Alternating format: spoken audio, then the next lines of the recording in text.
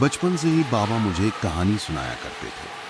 हमारे गांव तुम्बाड़ की उस रहस्यमय जगह की, उस कुएं की, जहां रहता था हस्तर। बाबा कहते थे हस्तर कभी देवताओं का प्रिय था, पर उसकी लालच ने उसे श्रापित कर दिया, और उसी श्राप की वजह से वो सदा के लिए उस अंधेरे कुएं में कैद हो गया। बाबा अक्सर ये भी बताते थे कि उनके बाबा, यानी मेरे परदादा, रात के अंधेरे में उस कुएं तक जाते थे और वहां से हस्तर के सोने के सिक्के चुरा लाते थे। कहते थे हस्तर भूखा था, भूखा अनाज का। जो भी अनाज उसे मिलता, उसके बदले वो सोना लुटा देता। बचपन में तो मुझे ये सब बस एक कहानी लगती थी, पर जब से बाबा इस दुनिया से चले गए, मैंने उस कुएं को सपनों में देखना शुरू कर दिया।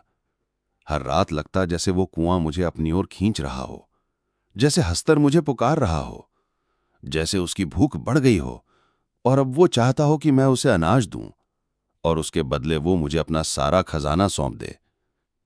लेकिन बात सिर्फ मुझ तक ही सीमित नहीं रही। धीरे धीरे पूरा गांव इस रहस्य से घिरने लगा।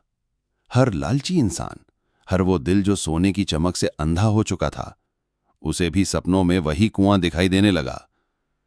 सभी को लगने लगा जैसे हस्तर उनसे बात कर रहा है, जैसे वो बाहर आना चाहता हो, जैसे उसका श्राप किसी तरह टूटने के करीब हो।